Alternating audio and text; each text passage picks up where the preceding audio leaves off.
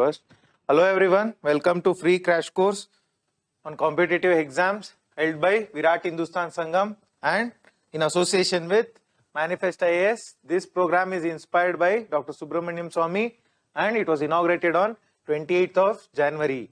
So this program is convened by Shri Ravi Shankar sir, State Education Convener for VHS Karnataka and also President of Good Neighbors India NGO. So I am the chief mentor of your program. I have been mentoring civil service aspirants for past 5 years. Okay, so you can watch this program online on the YouTube channel of Virat Hindustan Sangam and also on the YouTube channel of Udaya News Karnataka. Okay, so here is your timetable with syllabus. We are done with polity. Now we are negotiating the history and we are going to end the program with general science probably in the month of April. Okay, so what to expect out of these classes? What to expect out of these classes, both for freshers and veterans? Freshers and veterans, how to use this program? Freshers can use this program as a concept clearing class in order to get gist of what they are supposed to study, and veterans can use this as a revision program. Revision program. Your entire syllabus should be revised once. You can join our Telegram channel, VHS Education Forum. So here is the link and also the QR code. You can join our Telegram channel. Yes. So you can join our Telegram channel. Here is the link for your doubts clearing and also any other queries. Okay. So we are done till now. So yesterday we were discussing new forces. New forces, half of it is over. Half of it is over. Today we are beginning day 7 of history. Day 7 of history. And here is the source. The source for you is Spectrum Publications. Spectrum Publications, one and only source for your modern India. So we'll begin the class. So yesterday I discussed till peasants agitation. Peasants agitation. Today we'll talk about growth of trade unionism. Trade unionism grew. After what? Your non-cooperation movement. ಅಸಹಕಾರ ಚಳುವಳಿ ಆದ್ಮೇಲೆ trade ಯೂನಿಯನಿಸಂ ಶುರು ಆಗ್ತದೆ. Trade unionism. So what is this trade unionism? Trade unionism means there are industry. There is industry. So there will be workers. These workers together form a union, workers union. So this union is called trade union. This union is called trade union. So the first trade union was led by All India Trade Union Congress, AITUC. AITUC was the first trade union movement in 1920 and its president was Lala Lajpat Rai. Lala Lajpat Rai was the president of the first trade union, All India Trade Union Congress. So they carry out many strikes, railway strikes, industry strikes, many cotton mill strikes and many other strikes. So these were the functions of trade unionism after NCM in the 1920s. NCM, non-cooperation movement, asahakara chaluvali. So next, caste movements. In the 1920s there were many caste movements. So what caste movements? So I discussed in the socio-religious reforms. There were Justice Party in Madras, and also self-respect movement held by Periyar Ramswamy Naikar. Periyar Ramswamy Naikar started the self-respect movement. And also there were Satya Shodhak activities activists in Maharashtra. In Maharashtra, Satya Shodhak activities, Satya Shodhak Samaj started by Jyotiba Phule. They were also active. And also Mahars under Ambedkar. I talked about it. Mahars under Ambedkar, go and take the water from a well and drink it. So that will become a huge movement. So Mahars under Ambedkar. And Elava movement, radical Elava movement in Kerala. So these were some of the caste movements. Elava movement led by Sri Narayana Guru. Narayana Guru led the Elava movement. Okay. Next, revolutionary activity with a turn towards socialism. There were revolutionary activity. Revolutionary activity, already said, it is violent activity. Violent activity, it turned towards socialism. These activists turned towards socialism. Two parties, one is Hindustan Republic Association. Hindustan Republic Association, your Bhagat Singh was a part of Hindustan Republic Association. Later it was named as HSRA, Hindustan Socialist Republic Association. So one is HSRA, another is Yugantar and Anushilan group. This was HRA was in Punjab region, Yugantar and Anushilan in West Bengal region. Okay. So revolutionary activity during the 1920s. So earlier, after the Swadeshi movement, got over in 1908, there was lot of revolutionary activities. So I discussed about many conspiracy cases, Alipur conspiracy, many other conspiracy cases. So Sachin Sanyal was there, Baba Ramchandra was there, your Gadar party was there. So many conspiracy cases took place. So what were the revolutionary activity, violent activity during the 1920s against the British? So why attraction to revolutionary activity? Just like after Swadeshi movement, there was revolutionary activity, right? Similarly, after non-cooperation movement, also there were revolutionary activity. Even after non-cooperation movement, there were revolutionary activity. So why did they start after non-cooperation movement? First thing, police had done lot of repression. Police had actually tortured people. That is why people wanted to take revenge. So afterwards, even abrupt ending of non-cooperation movement. Non-cooperation movement was stopped immediately by Gandhiji. This was disliked by many youth. Many youth did not like the stopping of non-cooperation movement. That's why they took to revolutionary activity. Okay, so after non-cooperation movement, Gandhiji said, you go and do constructive work. Constructive work, that is abolition of untouchability, build Hindu-Muslim unity, education, political education, all these activities you do, was said by whom? Gandhiji. However, youth did not want that kind of activities. They wanted action. So that is why they take up revolutionary activity. So who were the major revolutionaries in this time? It was Surya Sen was there, Bhagat Singh was there, Sukhdev was there, Chandrasekhar Azad was there, so Bhagwati Charan Hora was there. So many activists. So what was the major influences? Why did this start? Major influences. One is working class trade unionism. So in my previous slide, I told trade unionism which had a tilt towards revolutionary activities. Trade unionism led to revolutionary activity, right? So similarly, this trade unionism was one of the reason for revolutionary activity.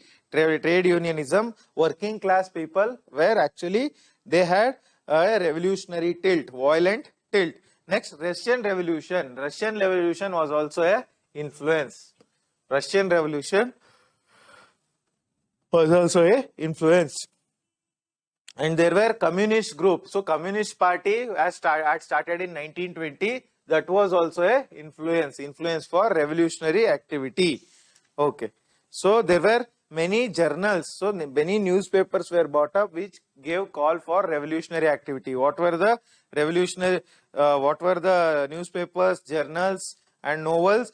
Few were Atma Shakti, Sarathi, Bijoli, Bandi Jeevan by Sachin Sanyal, and Pater Dabi by Sharat Chandra Chatterjee. So these were some of the literature which advocated violence. In Punjab, so there were two belts. One belt was in northwest, that is Punjab, UP, Bihar. Second belt was in Bengal. Eastern region, right? Okay. So here in the Punjab, UP region, there was Hindustan Republican Association, HSRA. So I told already, HSRA. So Hindustan Socialist Republic Association was the revolutionary organization in the Punjab region. Important people were Ram Prasad Bismil, Jogesh Chandra Chatterjee, Sachin Sanyal. Next, we have Kakori robbery. So these revolutionaries, apart from violent activities, they were involved in robbery and dacoities as well. They dacoited money from British as well as rich money lenders. Okay, so Kakori, what happens? Kakori, there what they do, they stop a train and loot the money from the train. So because of which many people were hanged and some of them were transported for life. I already told what is transported for life. It is a punishment. It is a form of punishment in which you would be sent to a far away place from where you cannot return.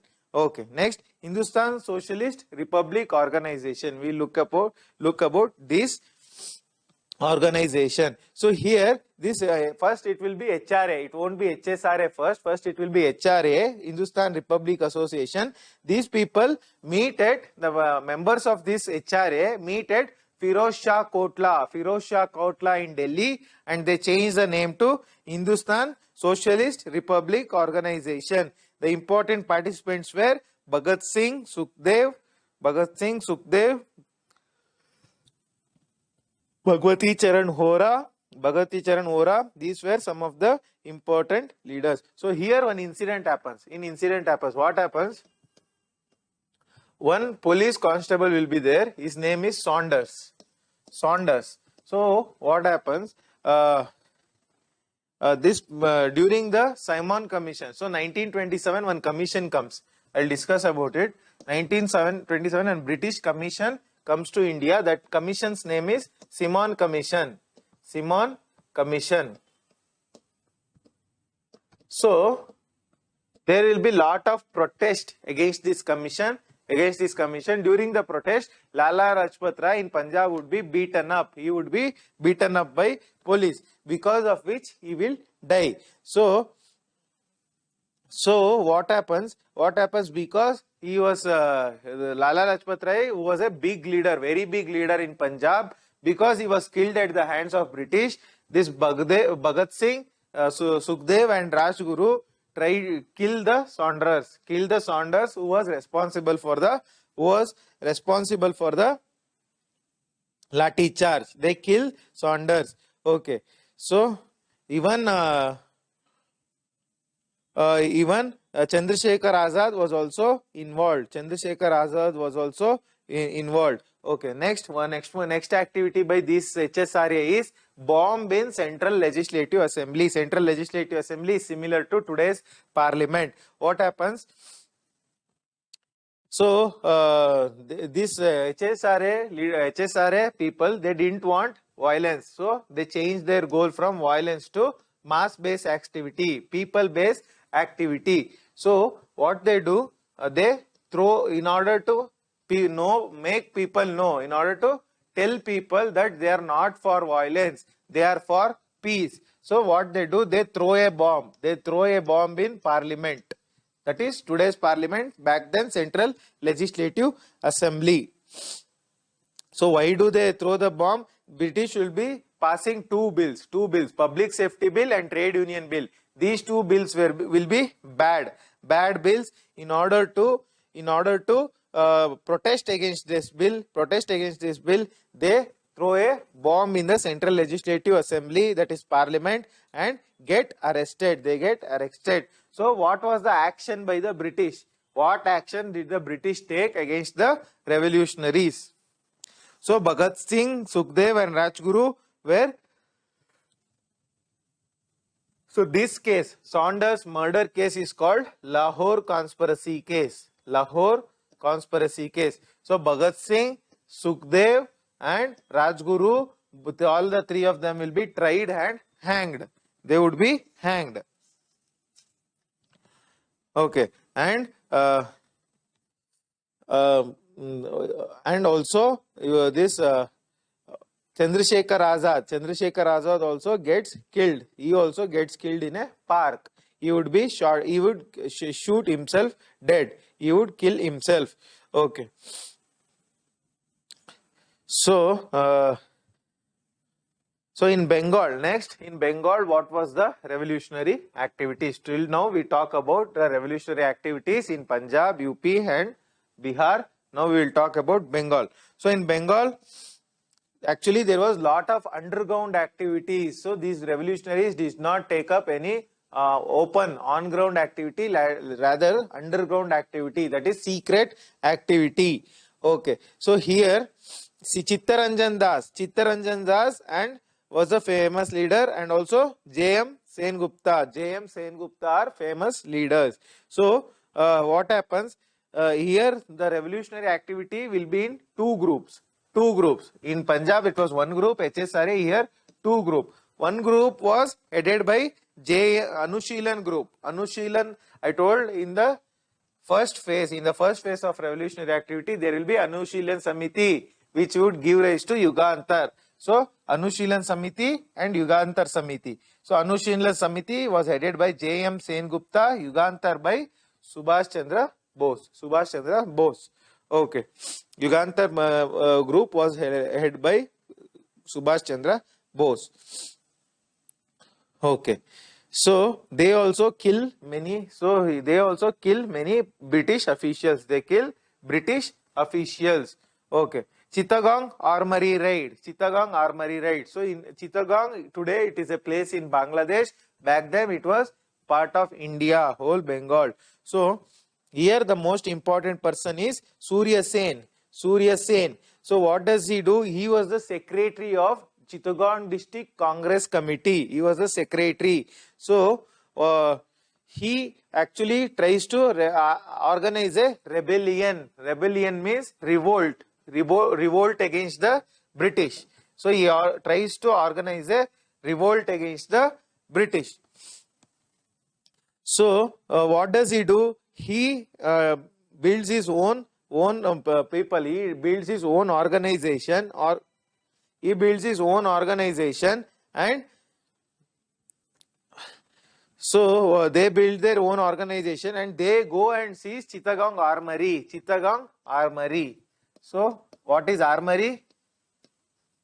So in armory is one place where weapons would be stored. Weapons, guns, bullets and other things would be stored. Right? Okay. So they go and raid this armory and take away government weapons. Okay. Government weapons. So what are the aspects of new revolutionary movement? New phase of revolutionary movement. So here the new aspect is in Bengal, lot of women takes part in revolutionary activity. In Punjab, no women. In Bengal, lot of women takes part in your revolutionary activity. Few of the women were Preeti Lata, Wadedar, Kalpana Dutt, Santi Ghosh, Suniti Chaudhary and Bina Das. So these five were the women who were participating in revolutionary activities. So here the new aspect was earlier in the first phase, that is after Swadeshi movement, they emphasized on individual action. Individually they go and kill British people. So in the second phase, they emphasize, 1920s, after non-cooperation movement, they emphasize on group action. They emphasize on group action. This is the difference. This is the difference between first and second phase. So there were certain drawbacks. So they did not have any proper goal, no socio-economic goal. That was one of the drawback. Okay, and also they did not support the Muslim peasantry against the zamindars. They did not support the cause of Muslim peasantry. So what was the official reaction to these revolutionaries? How did the British react to these revolutionaries?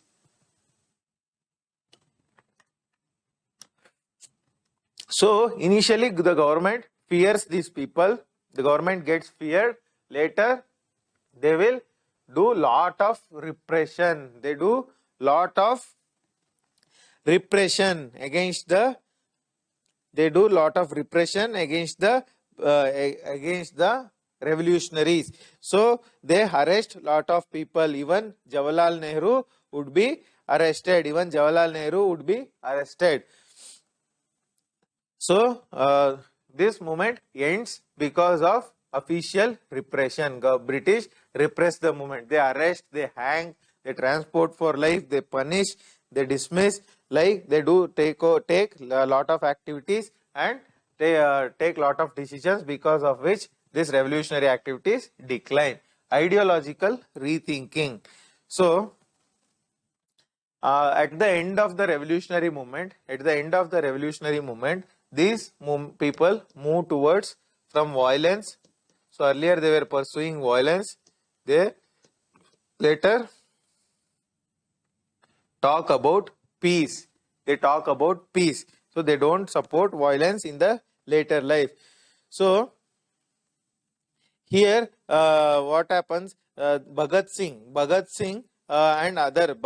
and his supporters, they support communist principles. Communist means class approach to society. So I'll discuss it in in economy. So class approach, like upper class, middle class, lower class.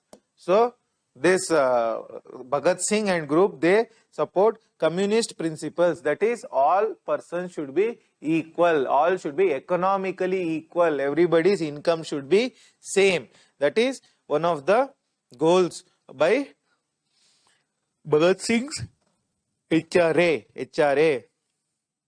Okay.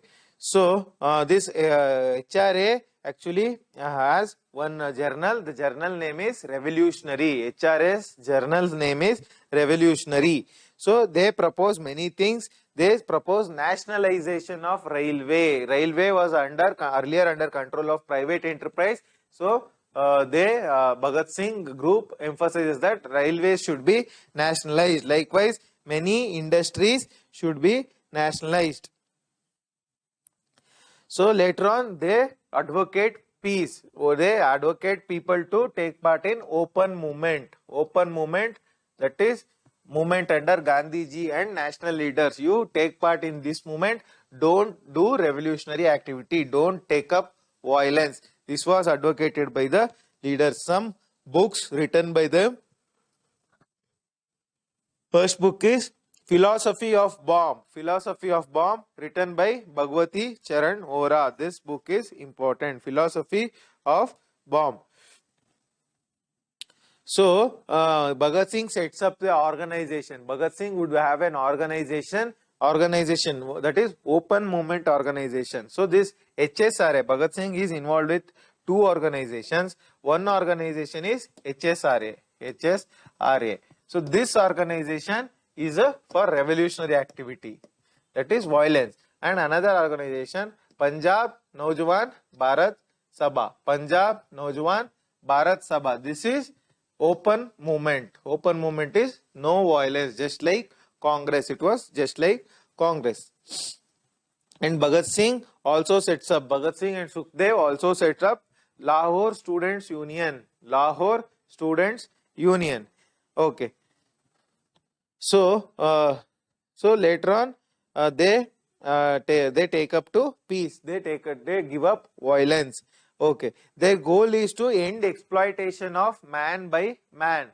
They say that a man today, one person is exploiting another person. This should end. This should end. This was the overall goal of revolutionaries.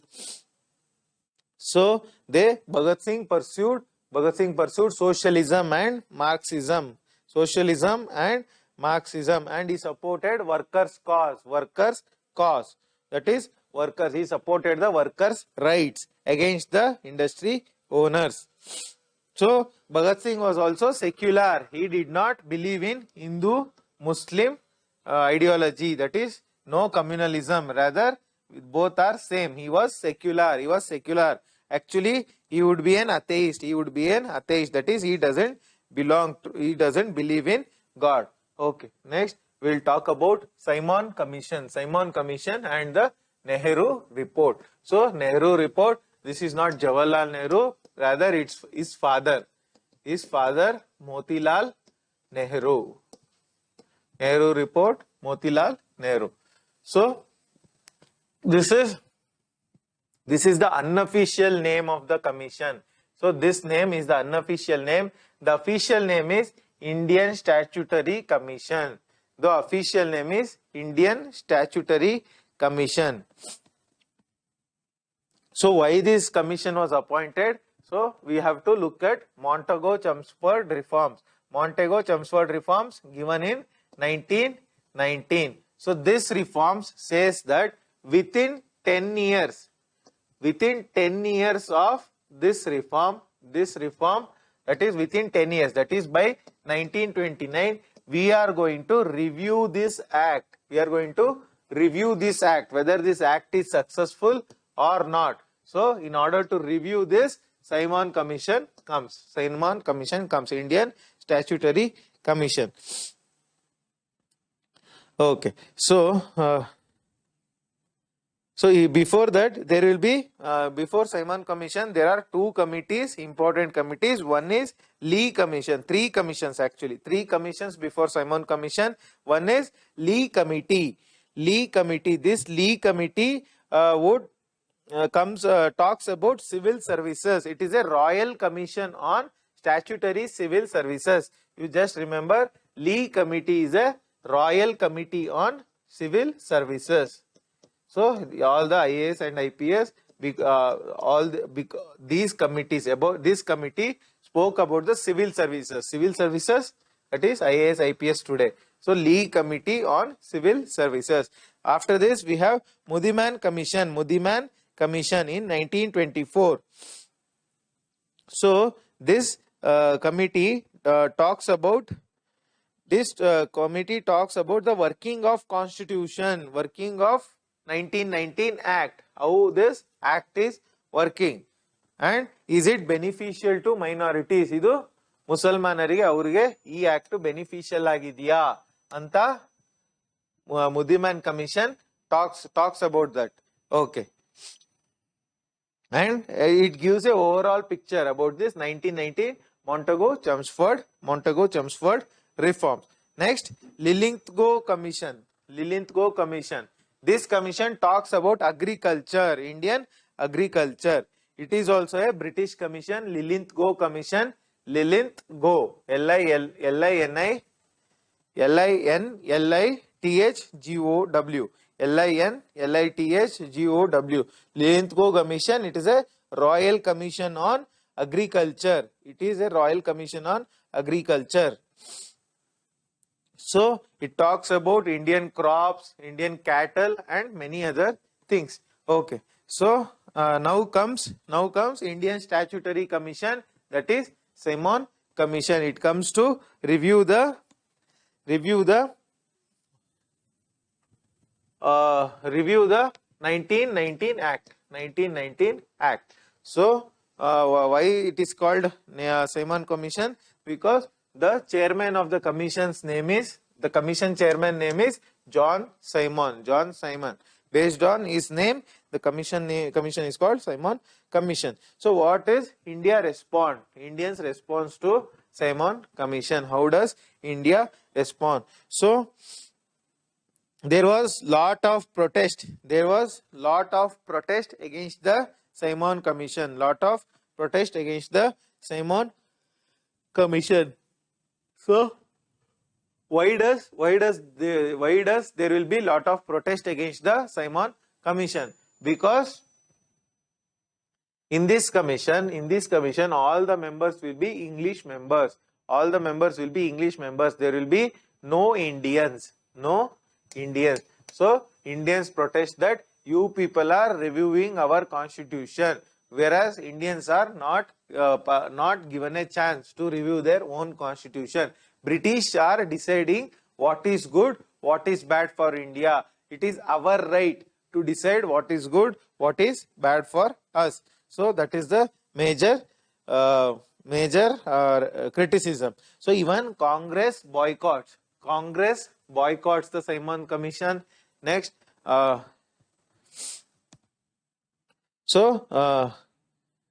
Muslim League, even the liberals of Hindu Mahasabha, liberals, there will be one Hindu Mahasabha, Hindu organization, they also boycott this. Even Muslim League under Jinnah, they also boycott it. So what is the people's response? There will be countrywide strike when Simon Commission arrives in India. There will be strike, hartal. So people shout, Simon, go back. Okay. So here the leaders of this strike is Nehru and Subhash Chandra Bose. Nehru and Subhash Chandra Bose emerge as the leaders of anti-Simon Commission protest. Who are the leaders? It is the Nehru and Subhash Chandra Bose. Okay. So here Ambedkar's response. How does Ambedkar respond to Simon Commission? Actually, Ambedkar doesn't boycott the Simon Commission. Rather, he goes and appears before the committee, appears before the commission on behalf of depressed classes. He goes and appears before the Simon Commission.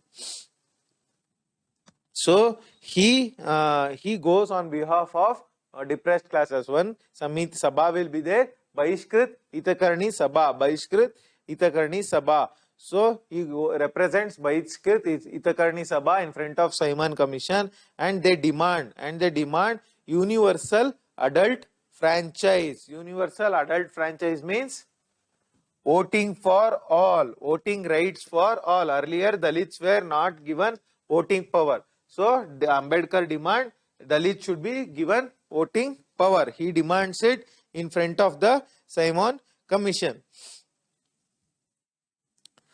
So, and also he says that the depressed classes are actually more poor. They are socially backward. They are educationally backward. There is no education for them. There is no social progress for them. So you have to give us separate electorate. I have discussed yesterday. So you give us either reservation of seats.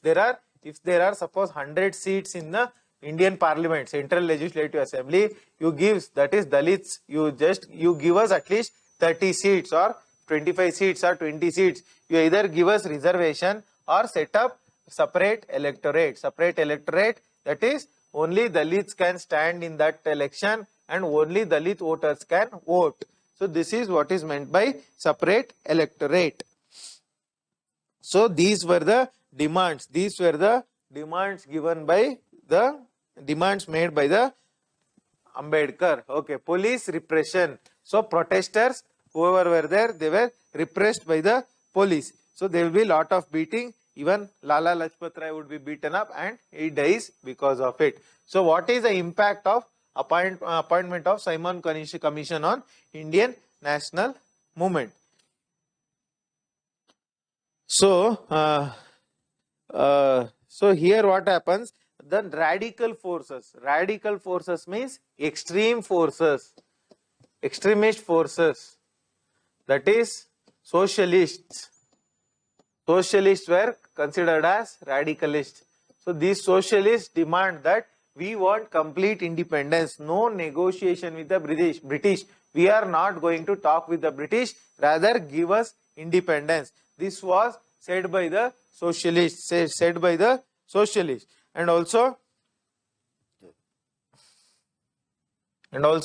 one person called Lord Birkenhead. Lord Birkenhead. So this person, Lord Birkenhead, will be Secretary of State. Secretary of State. He would be a member of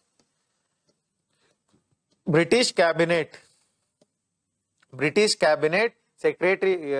A person from British Cabinet will become a Secretary of State for India. This person will look over Indian affairs. Indian affairs. That is Indian rule. So this person, Secretary of State, Lord Birkenhead. Lord Birkenhead challenge Indians. He challenges Indians. Whether can you make your own constitution? So this what are the recommendations of the Simon Commission? What are the recommendations? So the Simon Commission publishes 2 volumes of report. 2 reports were published by the Simon Commission. It recommends abolition of diarchy. Diarchy means to rule. So governor will be, if a state is there, province is there, province is similar to today's state. So governor will be ruling some areas and ministers will be ruling other areas. I told about it yesterday. So he said that this system is not good. You have to abolish it. And he says that you have to give representative government. That is, Indians should be represented by Indians only, Indian leaders only. So he calls for giving representative government. Representative, that is, people are represented by their leaders. So these were some of the recommendations made by the Simon Commission. And also he says he rejects parliamentary responsibility. That is, the executive government is not responsible. It is not responsible to parliament. So this scheme was supported. That is, the government should not be responsible to the legislative assembly or parliament. That is what said by the Simon Commission. Simon Commission. And also he says there should be separate electorate for Muslims and Hindus. So earlier already separate electorate was there. He says you should continue the separate electorate. It is doing good. Along with that, he calls for formation of a federation. Formation of a federation of Indian states. What do you mean by federation? Suppose you have India like this. Suppose you have India like this. So there were 2 kinds of states. One state is princely state. Another is the British provinces. Some provinces like Madras province, Bombay province, United province, and also Bengal. These were ruled directly by the British. However, there were many kingdoms. Kingdoms were also there. Rajas were ruling. These were princely states. Princely states. So this Simon Commission says you should include both the British territories and also princely states into one federation. They should be included into one country. That is also what is said by the Simon Commission. So Nehru Report. We will talk about Nehru Report. Nehru Report, Motilal Nehru, not Jawaharlal Nehru. Okay. So they try to draft a constitution. So they try to draft a constitution. So the constitution committee was, it included Tej Bahadur Sapru, Subhash Chandra Bose and many others. So they demand dominion status. Dominion status means what? Dominion status, India would be majorly under control of Indians. However, some external force, like externally it will be ruled by England.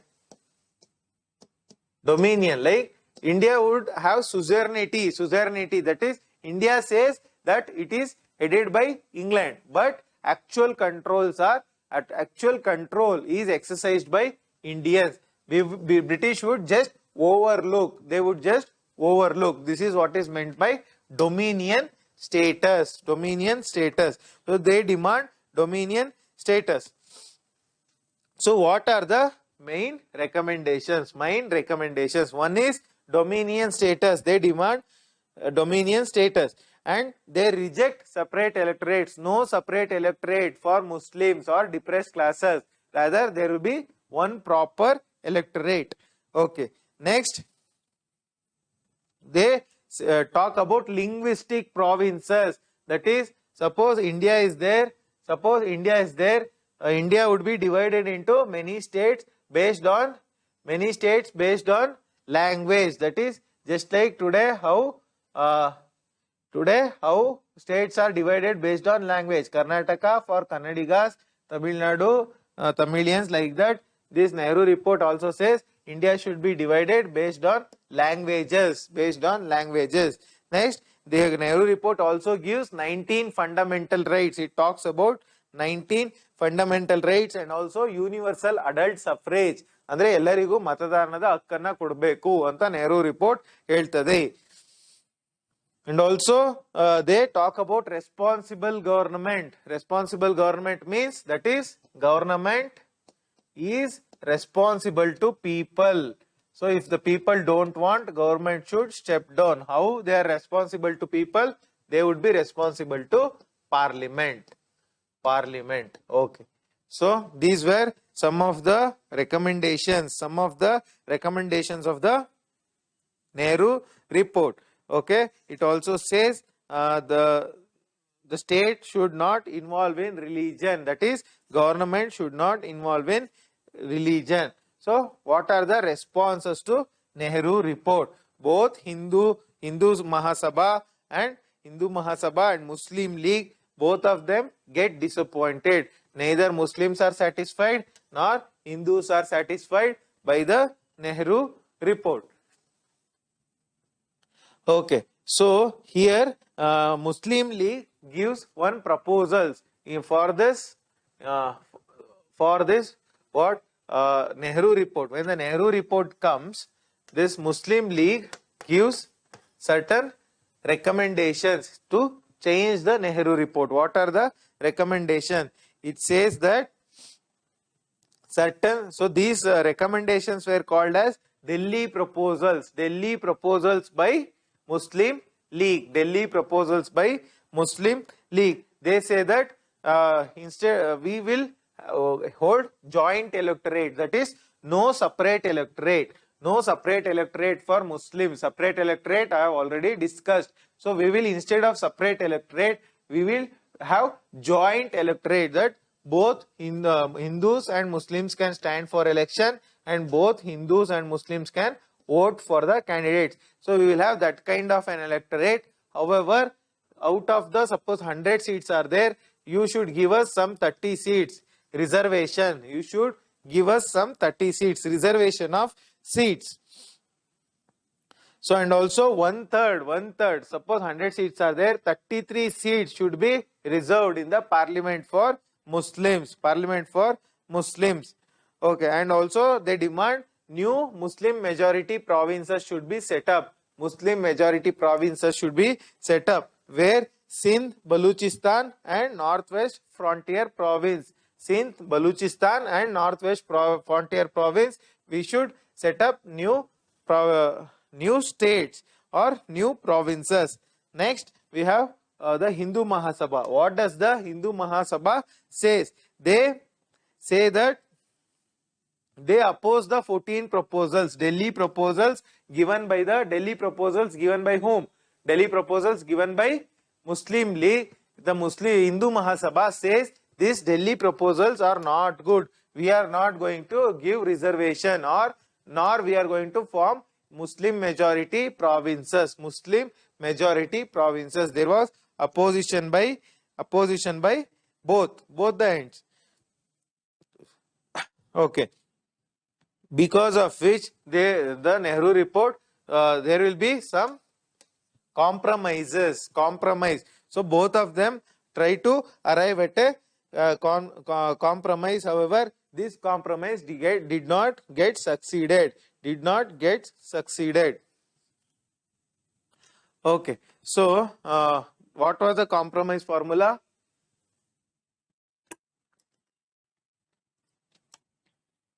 One is joint electorate, no separate electorate for Muslims. Rather, we will give joint electorate and reserve seats for Muslims where they are in minority. Suppose this province Muslims are less in number, so we will give reservation for them. Suppose this province, if they are more in number, no reservation for them in those areas. That is one thing.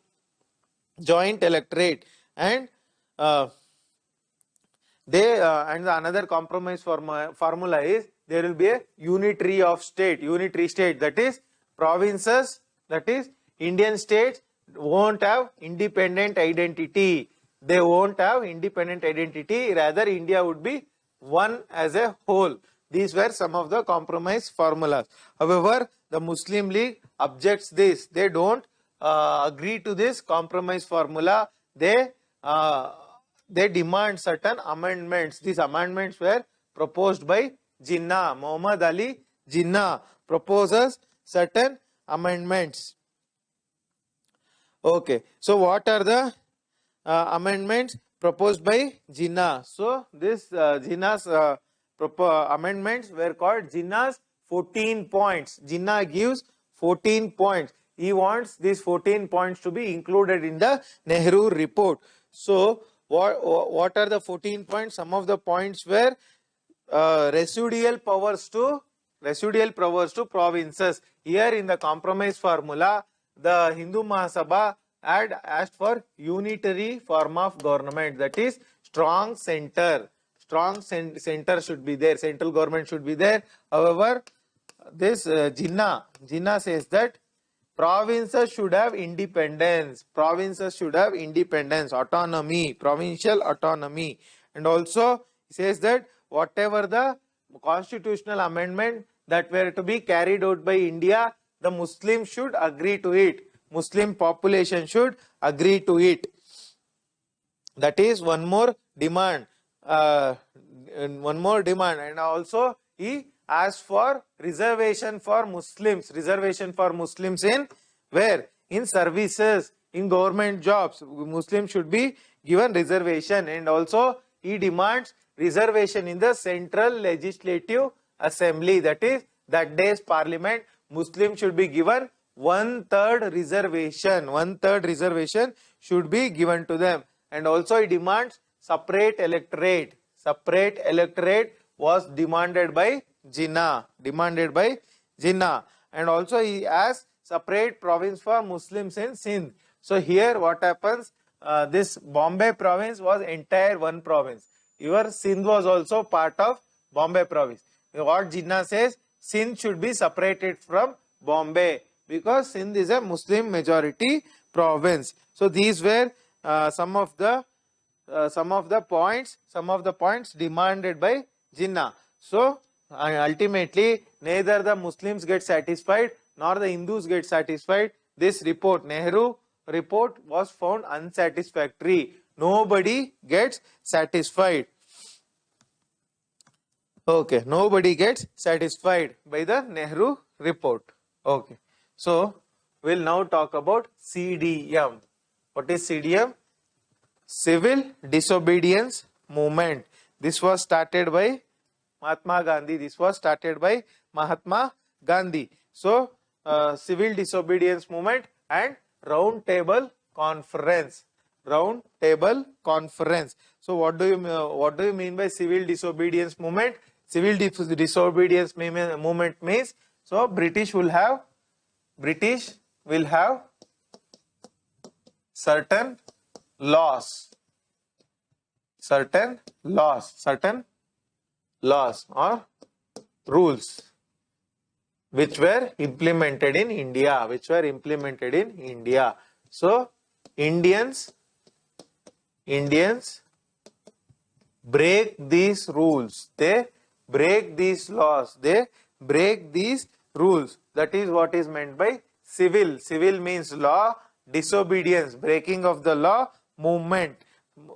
So that is what is meant by civil disobedience movement. Run up to CDM. Run up to CDM. That is how did this civil disobedience movement come to take place? What was the reason?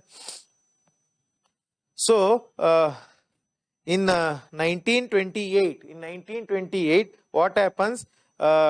This Nehru Report would come to picture. Nehru Report, I told about it in the last chapter. This comes into being. This was published in 1928. 1928, Nehru Report would be published. However, many sections express their dissatisfaction. Many sections of population would be dissatisfied. They would be dissatisfied by the Nehru Report. They won't be satisfied by the Nehru Report. Okay. So, what happens if the demands? So what the Congress says, it gives this Nehru Report to the government and says that if you don't accept this report within 1 year, we are going to launch a popular movement, civil disobedience movement would be launched. Okay. So if the government doesn't accept this report, we are going to not only launch a movement but demand complete independence. So earlier they were demanding only dominion status. Earlier demand was only for dominion status. I already told what is dominion status. Major control would be by Indians, only overlooking by British, and that means political control. Rajakiya or the control would be by Indians, but overall for namesake India would be ruled by British. That would be that is what is meant by dominion status. So instead of dominion status, if you don't accept the Nehru Report, we are going to demand complete independence. We will demand complete independence. Okay. So political activity during 1929. What were the major incidents? Why did CDM take place? So Gandhiji travelled a lot in 1929. In 1929, he travels a lot and asks the youth. He asks the youth, saying that prepare for a big movement which would be started. He prepares the youth for a big movement, that is civil disobedience movement. For civil disobedience movement, he prepares the youth.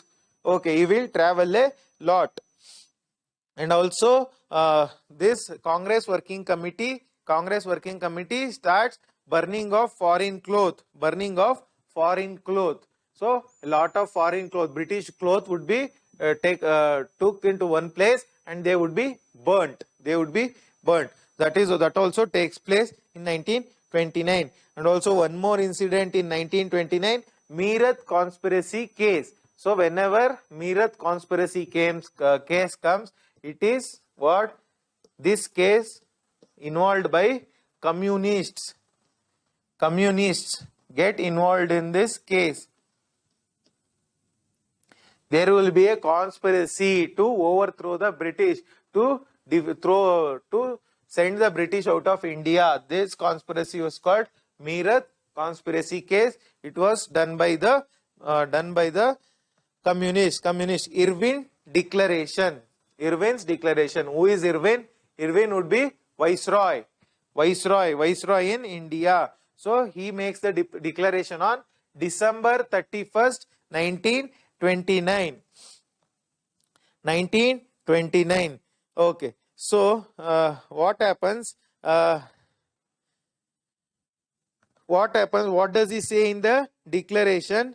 What does Irwin say in the declaration? He says that Britain wants India's faith in British policies. He says Indians are not believing in British policy, but we want Indians to believe in our policies. And he reiterates that we have already declared in 1917, one declaration would be made, Montagu Declaration, right? So in Montagu Declaration, what he says, we will give self-government to Indians. So this statement, this self-government statement would be reiterated, told again by the Irwin, that we are going to give you dominion status. We are going to give you dominion status.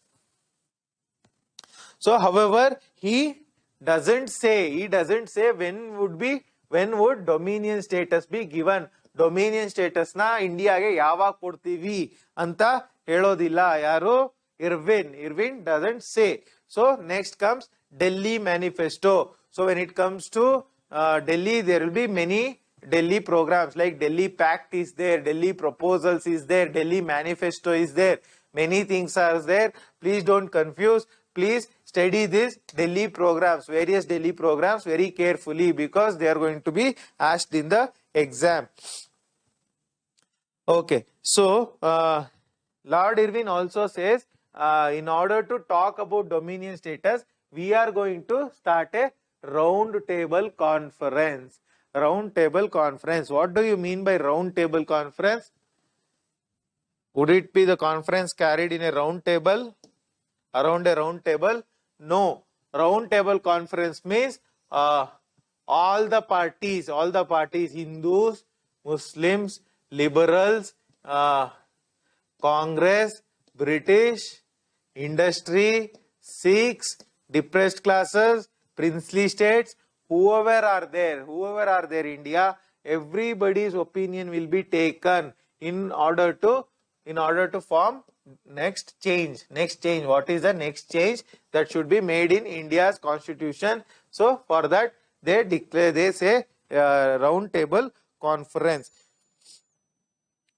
So against this Irwin Declaration, Congress issues Delhi Manifesto. Delhi Proposals was issued by Muslim League. Delhi proposals against Nehru Report, whereas Delhi Manifesto against Irwin Declaration, against Irwin's Declaration.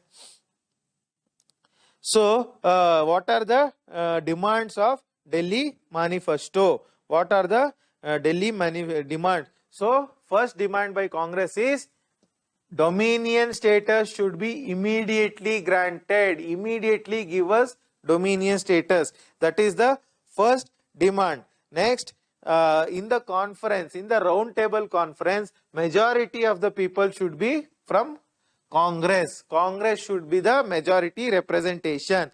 Next, the third demand is political prisoners. Political prisoners, Rajakiya Kaidigalu. Andre, all this Bhagat Singh, Rajguru, Sukhdev, and also Congress people, Jawaharlal Nehru, Subhash Chandra Bose would be arrested. They should be forgiven. These were the three demands made by Congress in Delhi Manifesto. These were the three demands. Okay. So, Viceroy Irwin rejects the Delhi Manifesto. So suppose you go to Mysore. In Mysore there is a Irwin Road. Irwin Road is there. It is named after Viceroy Irwin. Okay. So Viceroy Irwin rejects the Delhi Manifesto. He doesn't say anything. Next, because of this, Congress gets angry. They declare Poona Swaraj. So earlier they would say, we are okay with dominion status if you give it to us to now itself. But when they are not given, Lahore Congress at Congress session in Lahore, they declare Poona Swaraj, complete independence.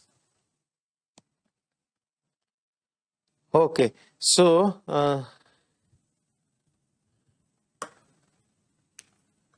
in the Lahore Congress, who will be the president? Jawaharlal Nehru is the president of Lahore Congress. So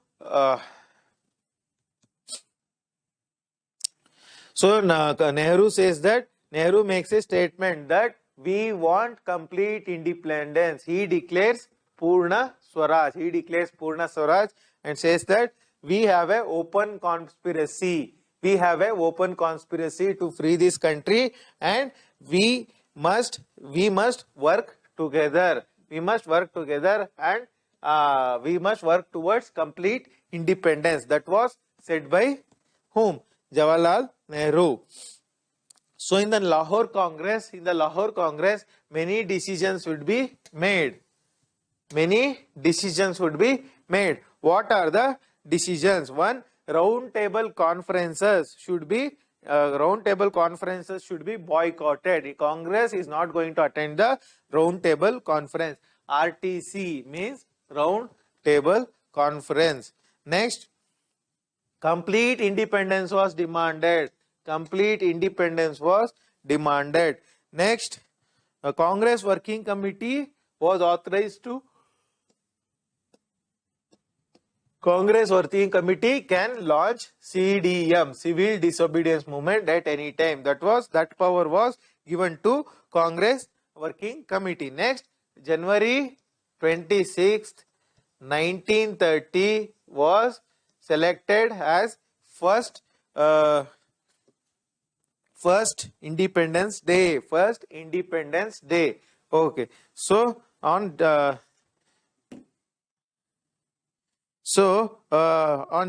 December 31st, next January 26th, 1930. January 26th, 1930, the people would read Independence Pledge. First Independence Day, not 1947. January 26, 1930 was proposed by Congress. Okay. So people on that day, on January 26, what they do? Indians read a Independence Pledge. Independence Pledge would be read out. What is the Independence Pledge? So Indians, it is a right of Indians to have freedom. Freedom is our birthright. So said by Bal Gangadhar Tilak. So similarly, Indians read that, Indians in the pledge, they read that freedom is our birthright. Freedom is our birthright. And we want complete independence. So we want complete independence against the British. That is the second statement.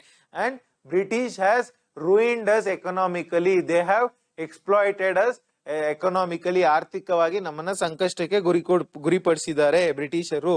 So our talent is destroyed. British ರಿಂದ ನಮ್ಮ talent ಕೂಡ ಹಾಳಾಗ್ತಾ ಇದೆ. So ಇದರಿಂದ we are not going to submit to the British. ಬ್ರಿಟಿಷರನ್ನಗೆ ನಾವು ನಮ್ಮನ್ನ ಒಪ್ಪಿಸ್ಕೊಳ್ಳೋದಿಲ್ಲ. We are going to protest against the British. So these were the some of the points of the Independence Pledge. Okay. Next, we will talk about civil disobedience movement, salt satyagraha, and other approaches, other upsurges. Gandhi's 11 demands. Gandhi makes 11 demands to whom? To the Viceroy. What are the 11 demands to the government? So he says, one, reduce expenditure on army. Army was too much money was spent by the British on army. So Gandhi says reduce expenditure on army by 50% and totally ban alcohol. Ban on alcohol. Third. So Arms Act should be changed. So that is not important. Release political prisoners. Politically who are imprisoned, they should be released. That is also said by Gandhiji in the 11 points. And he also economic points. What does he say? Introduce textile protection. That is Indian textiles should be protected. Against whom? Against British textiles. Indian textiles should be protected. And also he demands land revenue should be reduced by 50%. That is also demanded by Gandhiji. Also, he says salt tax. Salt tax should be abolished. Tax on salt. Earlier there was tax on salt, that should be abolished. Okay. So here Gandhi, because of these 11 demands, he gives to the viceroy. However, viceroy doesn't respond to Gandhi. Doesn't respond to Gandhi. So Gandhi starts Dandi March. Very, very important. 1930. So why salt? Why salt was chosen as the formula?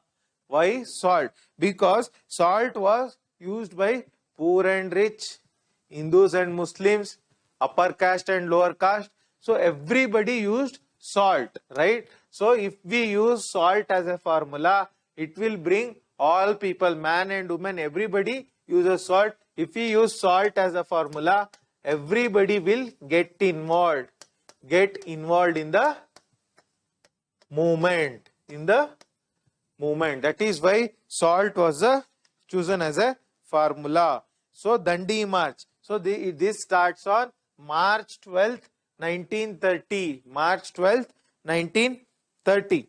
From where? From where does it start? Starts from Sabarmati Ashram. Sabarmati Ashram, Gujarat. How many people march in the Dandi March? Totally 78. 78 people. It is important in your FDA and SDA exams. They are going to ask it, though not at UPSC. Okay. So, from Sabarmati Ashram, where is Sabarmati Ashram? It is in Ahmedabad. In Ahmedabad, it is there. So, from there, he marches to Dandi. Dandi is also in Gujarat. So, he marches 240 miles. 240 miles. So this converted into kilometers is, so 240 into 1.65. Just calculate, you will get the kilometers. You will get the kilometers. It is approximately 380 or 390 kilometers. So Gandhi marches for 390 kilometers. He walks barefoot. He walks through Gujarat and produces salt. He produces salt. Because why salt? Because British were taxing on salt. They were imposing tax on salt. He produces the salt and consumes it, saying that British cannot tax the salt because it is given to us by nature. Nature gives it to us. Okay. So Gandhi gives certain directions. What are the directions? Civil disobedience against salt law. Salt law should be broken. Salt law should be broken. Foreign liquor should be picketed. Wherever foreign liquor is sold, there picketing should take place. Picketing, I have already told what it is. Next, you should not pay taxes. Not pay taxes. Lawyers should not attend courts. Public can government servants can resign from their post. These were some of the points given by Gandhiji. So, spread of salt law disobedience. How this salt law disobedience spreads across the country. Okay. So, Nehru, what happens? After the Dandi? Gandhiji says, we are going to raid the Darasana salt works. There will be a British company manufacturing salt called Darasana Salt Works. So, if you watch this movie, Gandhi was a movie. Who has acted in Gandhi movie as king, who has acted as Gandhi's part? In Gandhi's part, it is Ben Kingsley. Ben Kingsley. In some general knowledge question, they might ask. Ben Kingsley acted as Gandhi in the movie Gandhi, released in 1980s. Who directed the movie? Richard Attenborough. Richard Attenborough. He passed away some 2-3 years back. Richard Attenborough has directed the movie. One of the best movies. So whenever you get time, you can watch this movie. It is one of the best movies in India's history. Okay.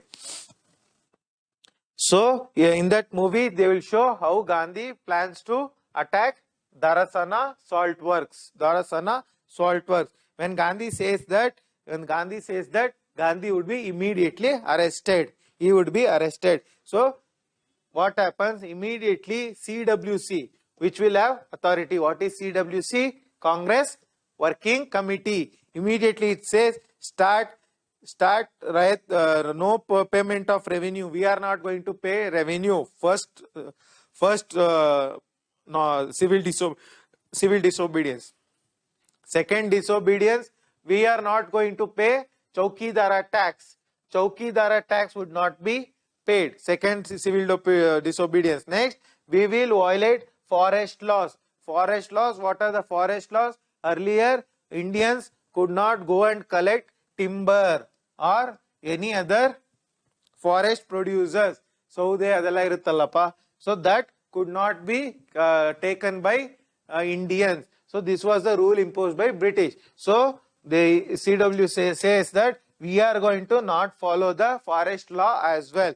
3 points.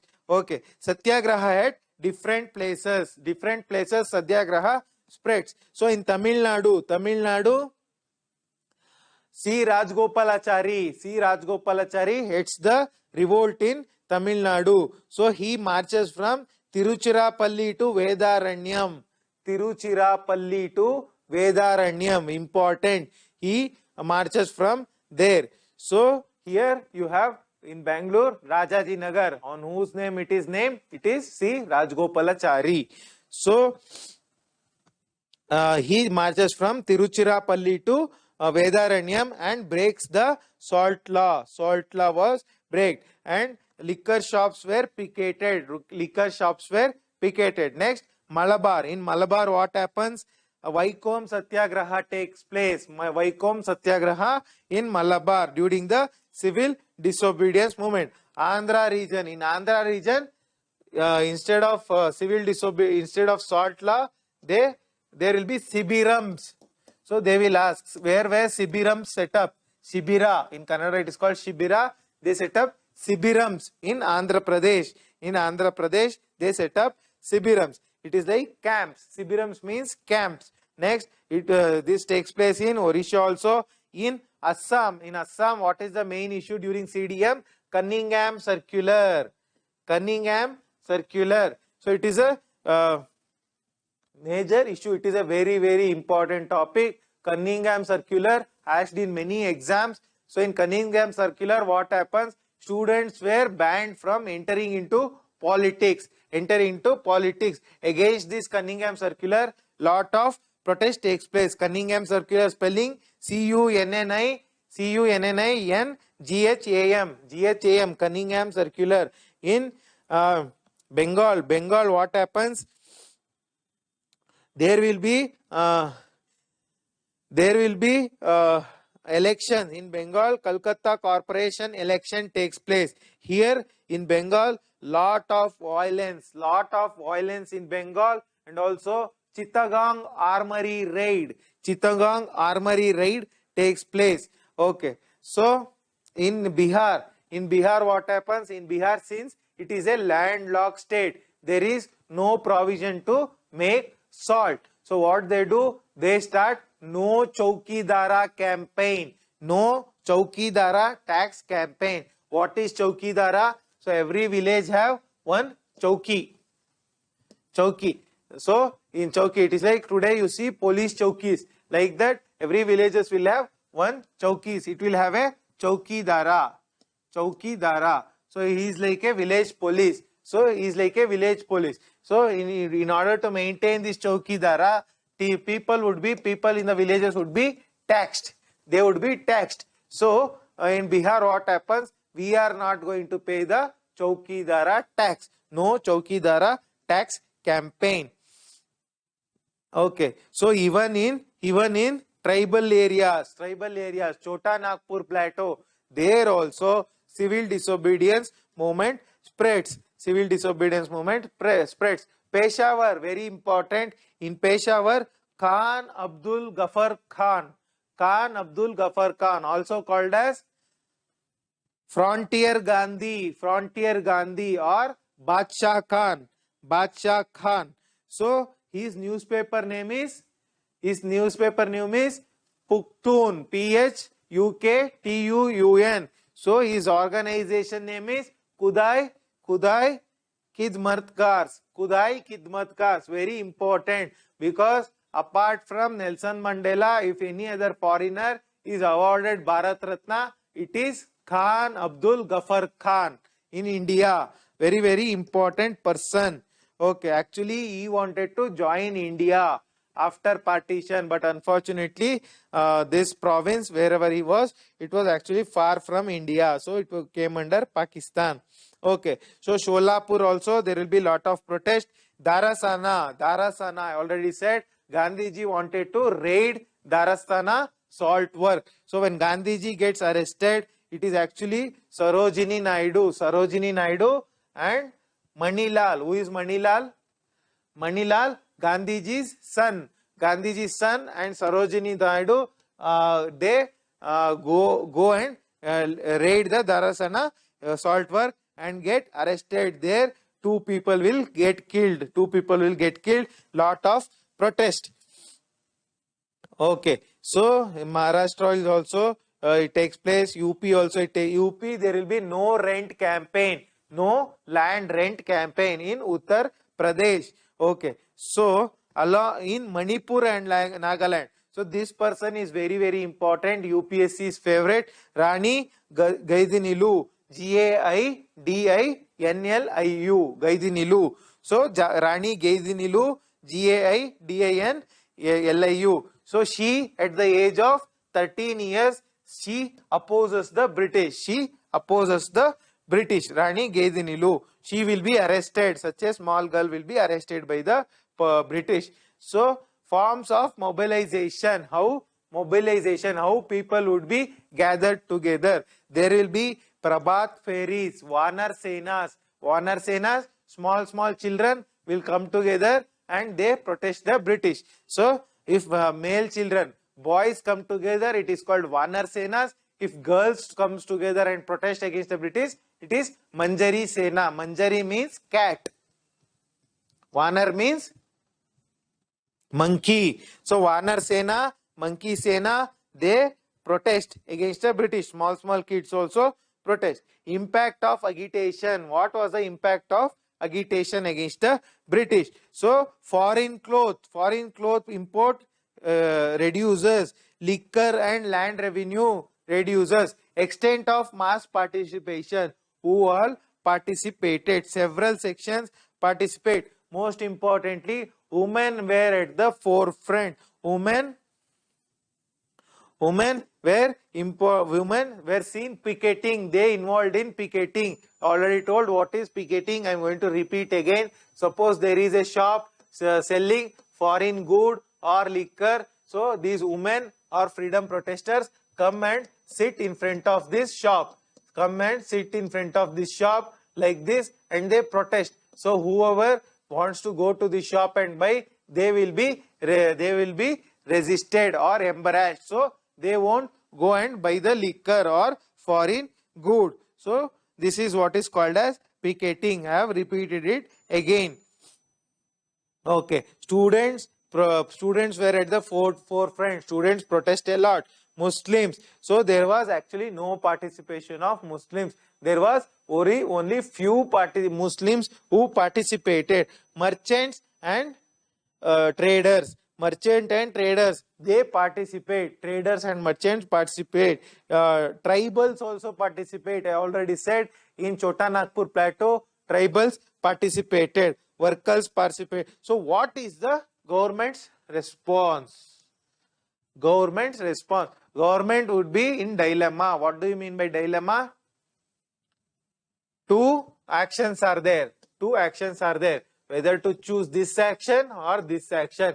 If you are in this state, you are to be in dilemma. So government will be in dilemma. So if they repress the movement, Congress would say that you are abolishing, you are taking away our rights. If they don't repress, Congress says we won against the British. So this was the dilemma.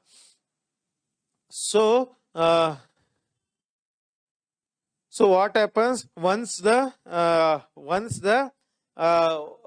but later on British repress the movement. Gandhiji gets arrested. Civil liberties, nagarika hakkugalana stop ಮಾಡ್ತಾರೆ, and press was gagged. Gagged means press was restricted. It was not able to publish whatever was there. Okay, so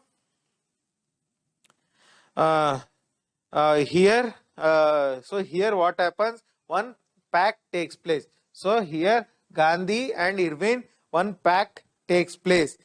So what is the pact? Because in the first round table conference, Indians would have Congress would not have participated. Second round conference, so in the first round table conference, they realize that what happens if Indians don't participate, if Congress doesn't participate, it is meaningless.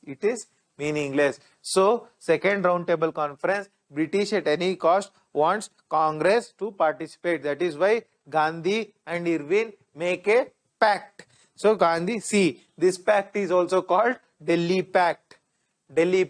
So Delhi Manifesto, Delhi Proposals, Delhi Pact, so many Delhi things are there. So you have to know what is what, or else you will get confused. Delhi Proposals by Muslim League, Delhi Manifesto by Congress, Delhi Pact between Gandhi and Irwin. Okay, so what was the so here British agreed to release all political prisoners. British agreed to release all political prisoners, restore all land. British would have taken over lot of land from the protesters, that would be restored. Fines, all the fines that were imposed on the protesters, that will also be not collected. Government servants who resigned, they would be given job again. So many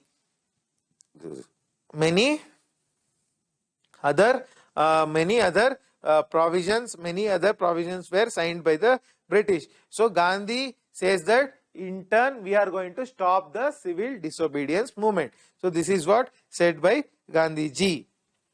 So evaluation of CDM. So this is before Gandhi-Irwin Pact. Actually CDM happens in two phases. Before Gandhi-Irwin Pact, it is first phase. After second round table conference, when Gandhiji returns from England, second phase of CDM takes place. However, second CDM is not so important. It is not so important. Okay, so is this a retreat? So why did Gandhi agree to stop CDM? Is it a defeat for the Congress? So here the author says that it is not a defeat, rather mass movements are necessarily short-lived. That is, masses, people cannot go on protesting. They will have their limitations.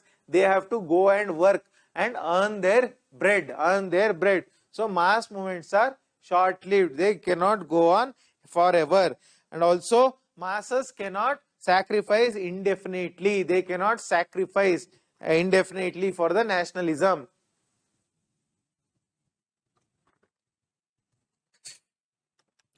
Okay.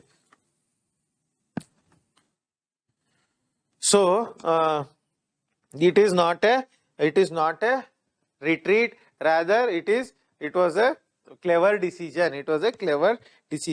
Comparison to non-cooperation movement. With respect to non-cooperation movement, what is the difference? Here non-cooperation movement, complete independence was not asked. Here they asked complete independence. So non-cooperation movement, there was no violation of law. Law violation takes place at the end. Here violation of law starts from the beginning. Next here Muslims don't participate in non-cooperation movement. Muslims participate. Okay, so these were some of the changes. Next we'll talk about Karachi session.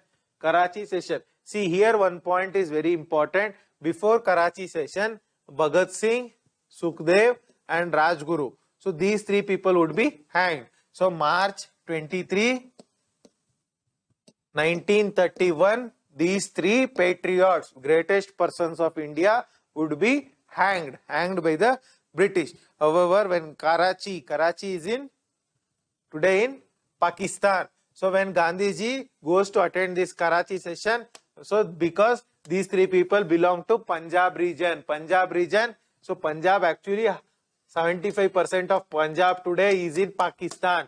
What India has is just 25% of Punjab, right? So throughout, when Gandhi goes to Karachi session, there will be lot of protest against Gandhi. Protest, they show black flag to Gandhi. Why? Because in the Delhi Pact, Gandhi-Irwin Pact, Gandhi fails to give community get pardoning for these three people, because these three people would be convicted of violence for murder. So political prisoners, as per Delhi Pact, political prisoners would be released, right? But not those political prisoners who would have done violence, who are convicted of violence, who would have killed other persons. They would not be given maafi. So these three people would be hanged. So in turn, there will be lot of black flag protest. So Congress resolution at Karachi. What is the Congress resolution? So Delhi Pact was accepted. Gandhi-Irwin Pact was accepted. Poona Swaraj was reiterated. They say we want Poona Swaraj. Next, a resolution, very, very important, a resolution on fundamental rights. Fundamental rights, it doesn't come in 1950. 1950, your Republic Day, that is when Constitution comes, fundamental rights don't come then. Actually, even in Karachi session, there is a mention of fundamental rights. For that matter, even in your Nehru Report, there is a mention of fundamental rights. So fundamental rights, Karachi session, they ask for free speech, free press, right to form association, right to assemble, universal adult franchise, and many other fundamental rights. And also here one more important point, National Economic Program in Karachi session. They ask for National Economic Program. What is National Economic Program? Reduction in rent and revenue. Relief from agricultural debt. Better working conditions, and right to form trade unions. These are some of the points, some of the Congress resolution at Karachi. Next, we'll talk about RTC, Round Table Conference. 3 round table conferences take place. One in 1930, another in 1931, another in 1932. 3 years. 1930, 31, 32. The years are important. So they are going to ask, when did the first round table conference take place? So okay. So here in the first round table conference, Congress doesn't participate. Who were the participants in the first round table conference? Indian princely states, that is Maharajas from various kingdoms participated. Even Mysore under Wodeyars. So they also participate. Who participates on behalf of Mysore? It is Mirza Ismail participates. And Muslim League also participates. Jinnah participates on behalf of Muslim League. Many other. And Hindu Sabha will also participate. Parsi women would participate. Depressed classes would have representation. Depressed classes would be represented by B.R. Ambedkar. Justice Party will participate. Anglo-Indians will participate. Many people would participate. However, no outcome. First RTC results in no outcome except certain minor outcomes. finance and defense safeguards. Finance and defense safeguards, not very important. Next, second RTC. Second RTC takes place. Congress participates because of this act, Delhi Pact, Gandhi-Irwin Pact. So Congress sends only Gandhiji. Gandhiji speaks for Congress at the second round table conference. So here also all the sections whom I mentioned earlier, everybody participate along with Congress. So here what happens, by the second RTC, actually there will be a change in government. The government which convened first RTC would be changed by second RTC, and British would be angered. British would be angered by increased violence. Increased violence. Because of increased violence, British would be angry against the Indians. Okay. So here there will be lot of opposition in British also. In Britain, for example, Winston Churchill opposes talking with with the Indians. So here Gandhiji says that Congress alone represents everybody in India.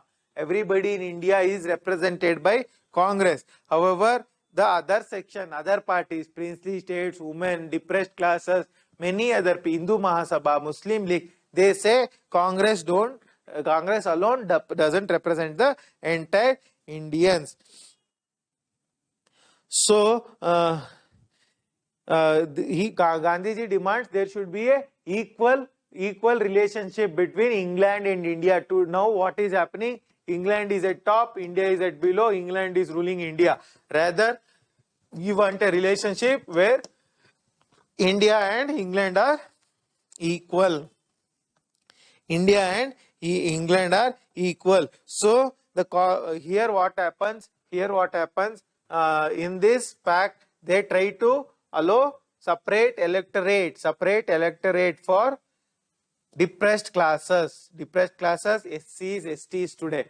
So here they try to give separate electorate for depressed classes. Gandhi opposes this. Gandhi says no separate electorate for depressed classes. No separate electorate for depressed classes. So this pact is called Minorities Pact. Minorities Pact. What is Minorities Pact? Separate electorate. Just like earlier, Muslims would be having separate electorate. Here, not only Muslims, separate electorate would also be for Muslims, depressed classes, Christians, Sikhs, many persons. So this entire thing came to be called as Minorities Pact. Minorities Pact. Okay. So next, so what was the outcome? So there was no agreement.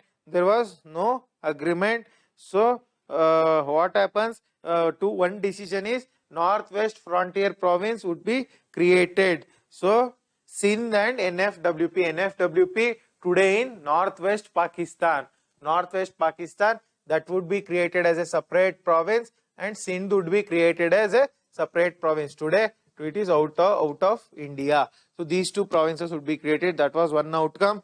And also another outcome is, so there are some outcomes not very important from exam perspective. They say we are going to set up an Indian Consultative Committee. So we are going to consult Indians whenever there is a issue. That is also not very important. Third roundtable conference, not many people participate. Congress doesn't participate. I said CDM, second phase of CDM takes place when Gandhiji returns from England. So during the truce period, so when Gandhiji was in England, what was happening in those months, some 7 to 8 months, what was happening in India? So Congress was demanding rent rent reduction, and there were some agitations here and there. There were some agitations. Okay, so but no major upsurge, no major change government attitude after second RTC. So here British in Delhi Pact, in your Delhi Pact, they saw Congress as equal. So Gandhiji and Irwin sat on the same table. So they were equal. So British got angry. So we treated Congress as equal to us. That is why it backfired. So they want to change it. That is why changed government attitude after second RTC. So some British policy now would be Congress would not be allowed to start any movement. Congress would not be allowed to start any movement. So national movement would not be allowed to go to rural areas. National movement would not be allowed to concentrate in rural areas. So these two were the change government attitude. Government action. Government action, actually they impose martial law, military rule. They impose military rule. So there will be lot of repression. Popular response. Popular response means public response. So immediately people got angry because they are suppressing us. Many people would be jailed. Approximately 80,000 people would be jailed. However, the Gandhi decides to withdraw the movement because the masses were not prepared. The public were not prepared to start the movement, and also the leaders were busy in so many other works. That is why they withdraw the movement. They withdraw the second CDM. Next, Communal Award. I said Minorities Pact takes place after second RTC. This Minorities Pact in turn is also named as Communal Award. So who is the father of Communal Award? So this question is very important from your prelims perspective. In any exam, Communal Award was given by British Prime Minister Ramsay MacDonald.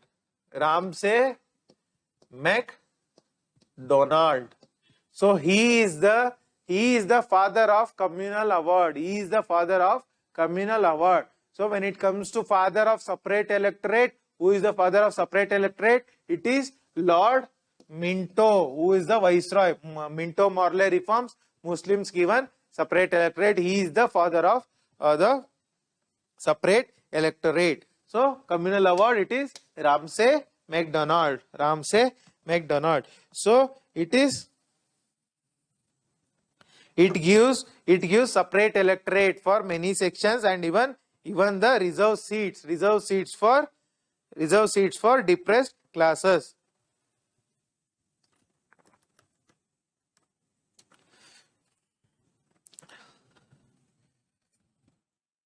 So even the depressed classes would be given separate electorate.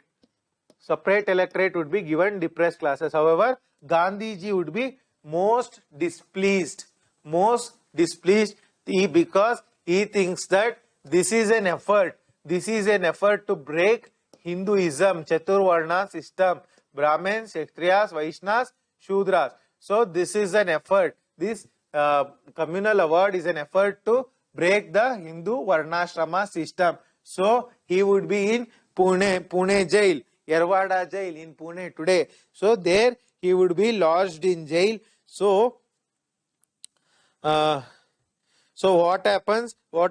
He starts a fast. Unto death against the Communal Award. Okay. However, Gandhiji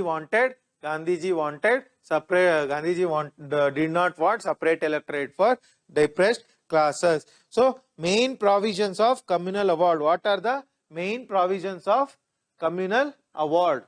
Okay. So here is separate electorate for Muslims, Europeans, Anglo-Indians, depressed classes, women, Marathas and many other sections. And also seats were distributed. Seats in legislature, seats in parliament would be distributed on religion basis. Okay. Next, wherever Muslims are minority, they would be given reservation. Next, depressed classes would get double vote.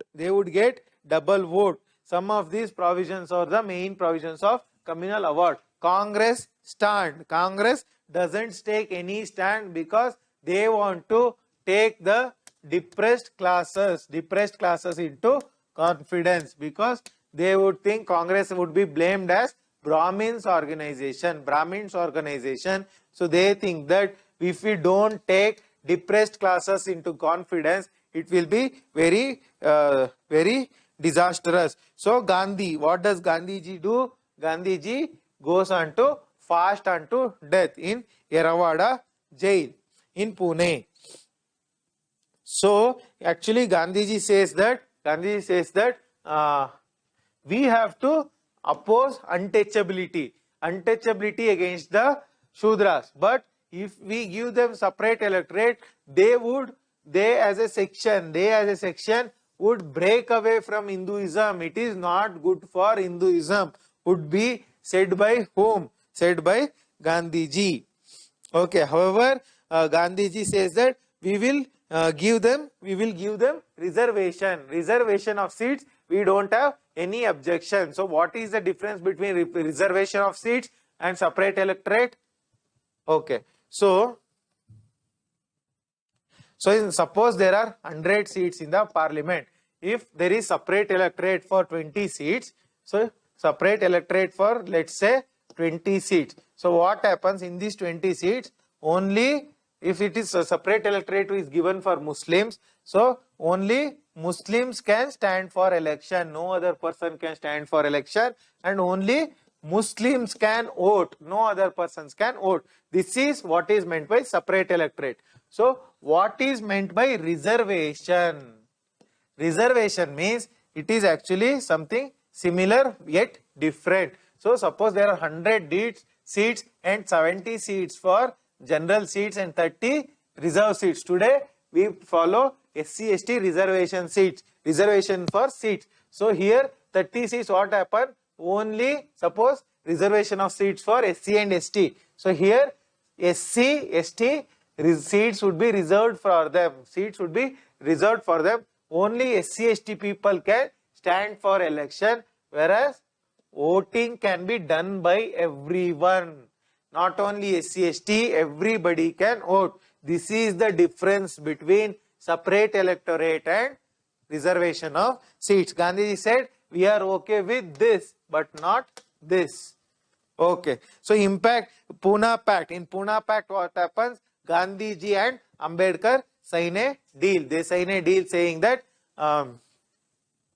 instead of separate electorate, we are going to give reservation of seats. So Poona Pact would be signed between Gandhiji and depressed classes by Ambedkar. So impact of Poona Pact on Dalits. What is the impact? So they became a majoritarian tool, political tool, right? So what happened? Instead of empowering the Dalits, actually Brahmins started, upper caste, Brahmins, by Brahmins I mean upper caste, started using the depressed classes as political tool. They will make someone stand in the election from their end, somebody supported by the upper caste, some person, and he would be voted to power. Rather, real representatives of Dalits actually what they get defeated in the elections. Suppose there are two parties. Suppose there is a seat for which two people contest election. Both of them are SC. So one person is real Dalit, that is Dalit who is real representative of the Dalit leader, who is a real representative of actual Dalit people. However, he is also a Dalit, but he is supported by upper caste. Upper caste. So what happens? This person, even if he gets elected, he doesn't support the Dalits. Even though he is a Dalit, he will be used as a political tool. He will be used by this upper caste he will be used as a tool. So this is the difference. Actual Dalits doesn't get representation. Okay. So this was actually the impact, and actually real Dalits did not get representation. Okay. So next, joint electorates and impact on depressed classes. In depressed classes, this is what was the impact. There was no true and effective representation of the depressed classes. Gandhiji's Harijan campaign on and thoughts on caste. So immediately after the release, so he gets released from prison in when? 1933. Gandhiji was released from prison, and he immediately establishes All India Untouchability League. Immediately establishes All India Untouchability League. AIUL. All India Untouchability League would be established by Gandhiji, and he starts a newspaper, weekly newspaper called Harijan. He starts a weekly newspaper called Harijan. So he travels all over the country. This All India Untouchability League is also called as Harijan Sevak Sangh. Harijan Sevak Sangh. So he travels all over the country. Gandhiji travels all over the country and encourages his supporters. Even he comes to Bangalore. He will be residing in Kengeri. There he will open a well. ಒಂದು ಬಾವಿಯನ್ನ ತೋಡಿ ಅಲ್ಲಿ ದಲಿತರಿಗೆ ನೀರನ್ನ ತೆಗೆದು ಕೊಡ್ತಾರೆ.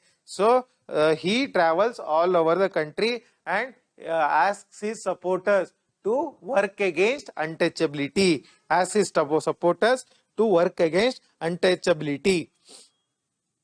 So what did Gandhiji do? He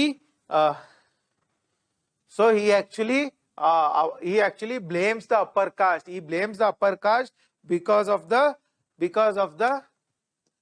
deprivation of the lower caste, because of whatever deprivation, whatever discrimination you have practiced on lower caste, it is because of upper caste. That is why Gandhiji blames the upper caste. That is the first point. Next, he asks for opening of temples for all untouchables. Untouchables would not be allowed inside the temples. So Gandhiji asks for these people should be allowed to temples. Okay. So he emphasizes on humanism. Even if Shastras say practice untouchability, Shastragalu untouchability follow ಮಾಡಿ, ಅಸ್ಪೃಶ್ಯತೆಯನ್ನ follow ಮಾಡಿ ಅಂತ ಹೇಳಿದ್ರು, you need not follow it because it is against humanism, ಮಾನವತೆ ವಿರುದ್ಧ ಅಂತ ಅದನ್ನ ಹೇಳ್ತಾರೆ. So here what happens is difference is Gandhiji actually doesn't want this varnashrama system should be abolished. He wants this, he says varnashrama system is good, whereas Ambedkar says this varnashrama system is bad. That is why Ambedkar says caste itself should be abolished. Gandhiji says caste is not bad, but only untouchability is bad. So throughout this movement, Gandhiji would be attacked by upper caste people attack Gandhiji, and they Gandhiji calls them Sanatanis. Upper caste would be called as Sanatanis. Orthodox Brahmins were called as Sanatanis by Gandhiji. Okay. So impact on the campaign. So this was a movement by Gandhiji to purify Hinduism. So what now we'll talk about some differences between Gandhiji and Ambedkar. So the difference: one, Gandhiji burns foreign clothes against British. Ambedkar burns Manusmriti against upper caste Hindus. So religious difference. Next, Gandhiji wanted the power to be taken away from British. Wherever Ambedkar says power should be given by themselves. British should themselves give the power. We should not forcefully take it. Okay. So Gandhiji did not believe in democracy or parliamentary system, whereas Ambedkar believed in democracy and parliamentary system. Gandhiji wanted stateless society. Gandhiji said there should be no government at all. However, Ambedkar supported that there should be proper government. Ambedkar was very rigid. Rigid means ಅವರು ತುಂಬಾ ಗಟ್ಟಿತನ ಅಂದ್ರೆ ಯಾವುದೇ ಒಂದು ಮೌಲ್ಯಗಳನ್ನು ಅವರು follow ಮಾಡಿದ್ರೆ ಅದನ್ನ ಅವರು ಯಾವುದೇ ಕಾರಣಕ್ಕೂ ಬಿಡ್ತಾ ಇಲ್ಲ. However, Gandhiji was not rigid, he was flexible. Okay, so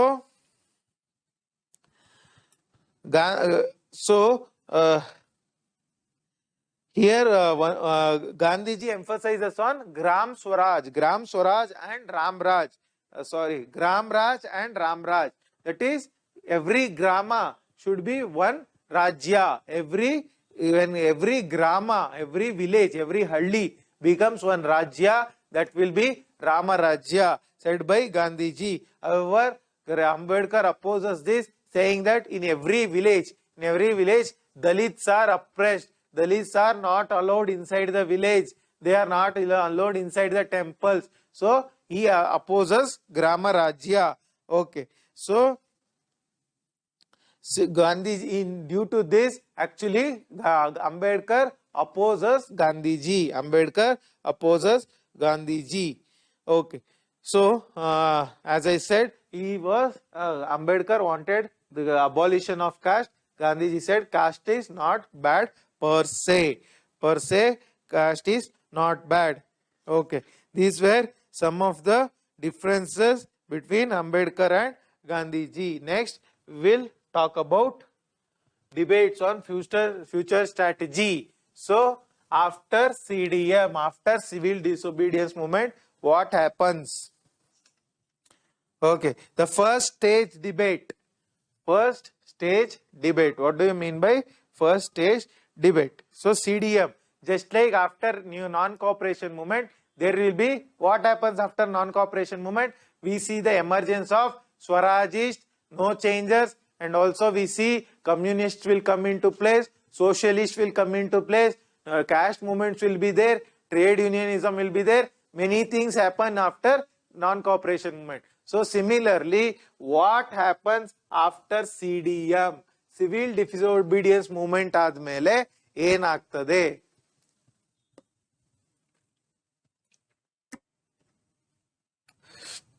The first stage debate.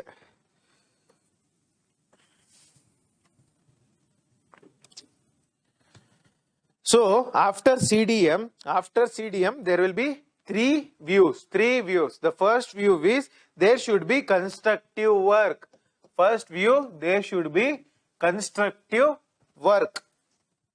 Second view, there should be constitutional struggle. That is, just like your Swarajist advocate for what? Council entry. That is legislative councils. They want to get into parliament and fight the elections. Similarly, here also one section wants to constitutional struggle.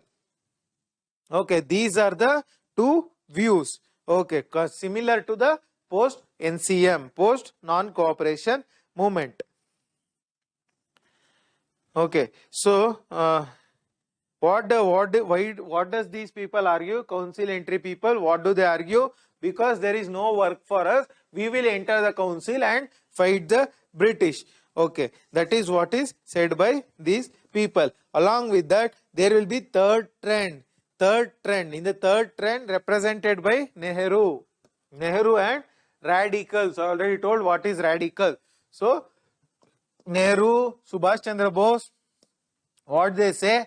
No constructive work, no council entry. We will directly protest the British. Why are we suspending the civil disobedience movement? We should be continuously fighting the British until they get out of India. Until they get out of India. Okay, Nehru's vision. So Nehru actually, once the civil disobedience was called, he says he actually opposes Gandhiji. He opposes Gandhiji and says that it is a defeat. It is a defeat. So Gandhiji, Jawaharlal Nehru works for Kisan Sabhas. Kisan Sabhas, agriculturists would be organized into Kisan Sabhas, and trade unions. Trade unions, workers would be organized into trade unions. So he would work upon, after CDM, he would work upon organizing Kisan Sabhas and trade unions. So here Nehru's opposition to struggle, truce, struggle strategy. What is struggle, truce, struggle strategy? So NCM was there, right? NCM, what happened? Struggle against the British. Afterwards, there is a period of blankness, no work in the polity, national polity. Next, CDM happens. CDM, there will be struggle against British. Against, there is a gap.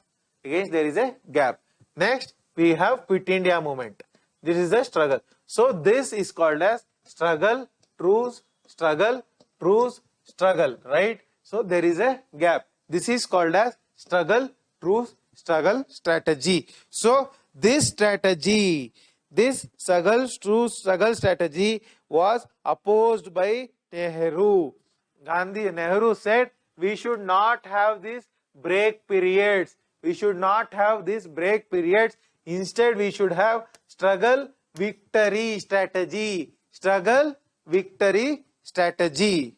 Directly struggle and attain victory. No break in between. Next, finally, yes to council entry. But Nehru's vision doesn't get accepted by Congress Working Committee. Even constructive workers, opposition to council entry, that will also not get accepted. And some people want to participate in elections. They would finally get the permission. Okay, so here they both of them, some section want to participate in elections, other section don't want to participate in election. Gandhiji, both of them take Gandhiji's advice. Gandhiji says those who want to participate in an election, they can participate. They can participate because some people don't like to do constructive work. They can participate in elections. Okay, okay, here what happens? Gandhiji resigns from the Congress. Gandhiji, once this council entry people want to fight election, Gandhiji was actually not in favor. Though he allows people to contest elections, he was not in favor of it, and he was actually, there will be lot of fight within the Congress, and Gandhiji resigns from Congress. So, which is the only session in which Gandhi was president of Congress? Belgaum session 1924, the session which happened in Karnataka 1924, that is the only session when Gandhiji was the president of Indian Congress. So we Karnataka people should feel proud of it. We should feel proud of it. Okay. Next, Government of India Act. So elections takes place in 1934, and these people win 45 out of 75 seats. Good number. They win 45 seats out of 75 seats. 1935 Act. I have already discussed this act in Indian polity, and you can go and look there. However, I am going to briefly talk about it again. What is the main features? All India Federation. This act talks about All India Federation. You already told what is a federation. This act talks about All India Federation. I have already spoke about it. Federal level. So, at the federal level means central level. At the central level, executive. So, Governor General should be the head. Governor General should be the head. And here, reserve list and transfer list. Earlier, provinces had what? Diarchy. Diarchy means reserve list, transfer list. Reserve list ruled by whom? by governor, transfer list by ministers, right? So this was introduced in the central level. This was introduced in the central level. Okay, legislature, what are the changes? So here bicameralism was introduced, that is upper house and lower house. Today's Rajya Sabha and Lok Sabha was introduced in 1935. Okay,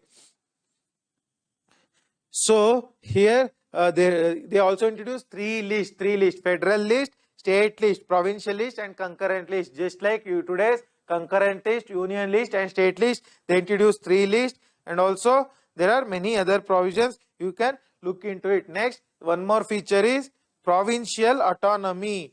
Provinces were given autonomy. In the provinces, what are the executive features? In the provinces, it is governor would be the nominee. Governor would be the nominee of the king. He would have the powers. Legislature, separate electorates. Legislature, there will be separate electorates. All the members should be directly elected. There is no nomination. All members should be directly elected. And here there is no reserved and transfer list like earlier. Here there will be only one list.